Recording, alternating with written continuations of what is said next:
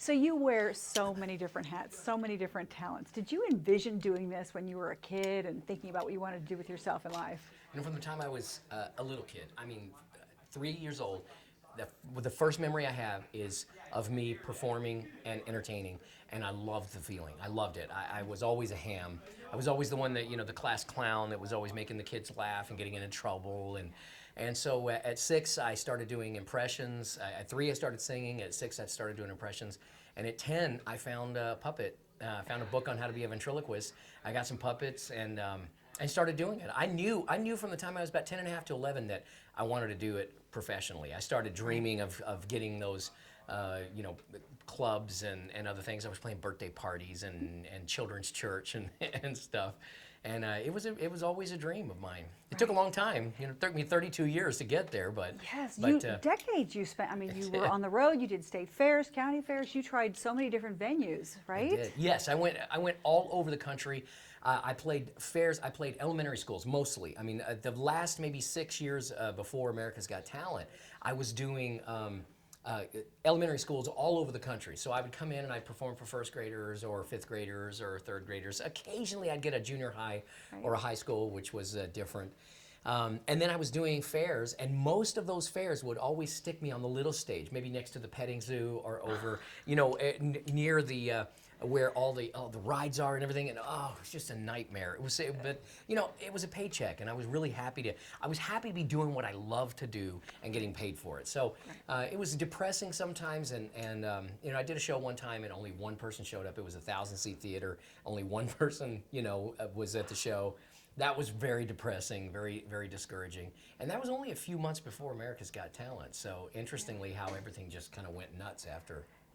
I was going to ask you because I mean, once you won America's Got Talent, that really changed things for you, didn't it? Oh man, before America's Got Talent, I was sending out press kits to David Letterman, to Jay Leno. I was sending it to all of the others. I was trying to get cruise ships. I couldn't even get cruise ships to book me. No one would book me at places like that.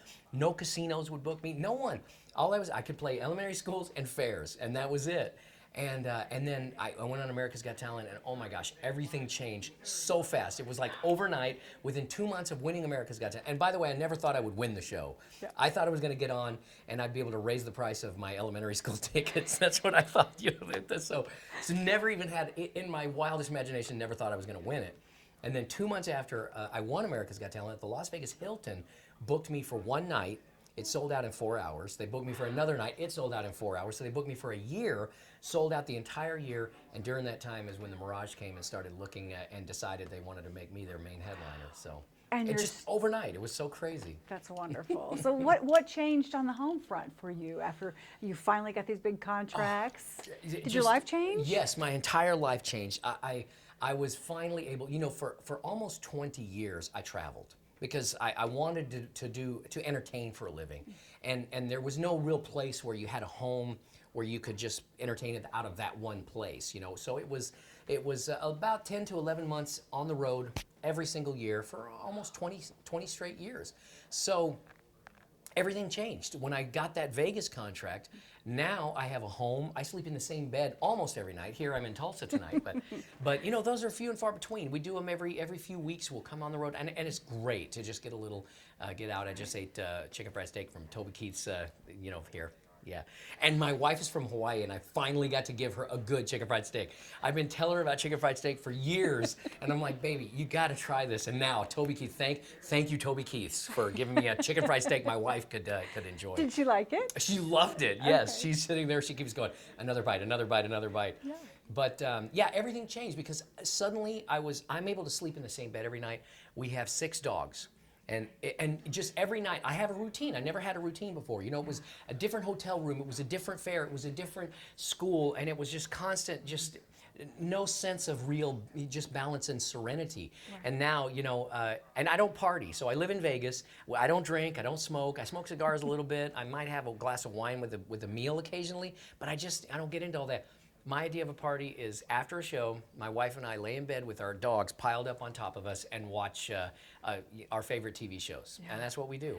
We're watching Downton Abbey now. But you call yourself a homebody, and I looked at your schedule, and you work every night. We do. 5 nights a week, and then you travel on the weekends. So Yeah. is it really? You're Yeah, really it is slowing because down? because the hard part is writing the show and rehearsing the show. And once you got that down, now see me, I'm kind of a workaholic, so I'm always coming up with new ideas. So I might change. I just changed the Winston routine in the Vegas show. So most of the work is all at one time, and then it's just we leave at I think we leave at, let's see, 6:40. The show is at 7:30. We're home by 9. So 2.5 hours, 2 hours and 20 minutes, and we're home. And so and the rest of the day, if I'm not writing and working and rehearsing, the rest of the day is playing video games. That's what I do. good. And playing with the dogs, and we always walk our dogs every day. So. And you have a new show, I understand, in Vegas, and you're do. working on new characters all the time? Yeah, I'm always coming up with new ideas, new characters, new routines, new things. And the show that I'm doing here in Tulsa is my road show. And I'm going to keep that, it's kind of like, I'm looking at it kind of like the Jersey Boys. You don't go to the Jersey Boys and expect to see a different show every time. You know what you're going to get. Well, the show I'm doing on the road now is kind of my life story of how I went from being a janitor in Texas, Corsicana, Texas. We had a janitorial business. I was cleaning the bank building, 7 floors, me and my brother, sister, and my mom. And that's what we did. And I would dream of one day having my own show in Las Vegas. And this from the time I was about 14, 15. And so I actually come out on stage in a janitor's outfit, mopping the floor. And then I go through my entire story of how I started doing impressions, how I started doing ventriloquism, how I incorporated the two together, how what made me decide to go on America's Got Talent. So it's so much fun to do that because we actually have clips of the judges of the show. Oh. So when I was on, so I'll do the performance that I did when I was on America's Got Talent, then I'll show what the judges said. And so it's a great time for me because it's a wonderful remembrance of those awesome times. Yeah. And then it also kind of brings the audience in and lets them know what it was like, because they were at home voting for me and watching me, and it lets them know what was going on behind the scenes and how I was feeling during all that. So I think it's kind of fun for both of us. That's great. So Terry Fator, voice of entertainment, is this the life that you've always dreamed of? Oh, this is definitely the life I've always dreamed of. Oh my gosh. And in spades more. I could never, ever have dreamed. It's funny, you have goals and you have visions, and my goal was to be a Vegas headliner. From the time I was about 14 or 15, actually even younger than that, I wanted to be, because I felt like Vegas was kind of where you go when you're an established entertainer. So that was what I wanted to do. Never in a million years did I think I would go from playing elementary schools and like a year later be a headliner in Vegas with billboards and taxi cabs, and it could not have possibly imagined that's how I thought I would have to go in and spend 10 or 15 years building my way up. But I couldn't even get anyone to book me at a casino. I tried, and they wouldn't take me, So it was just an uphill battle, and then all of a sudden, boom, it just happened overnight. It was nuts. That's Really wonderful. crazy. Well, congratulations to Thank you. Yeah, we'll just watch to see what Terry Fator does next. Oh, it's surreal, and I've got lots of ideas. We're going to be doing TV, and I'm doing voiceovers. I've already done some voices in a Mickey Mouse cartoon. So it's just a lot of fun, and I'm just continuing to work. Awesome. Well, thank you so much. Thank you. Really appreciate your time. Thank you.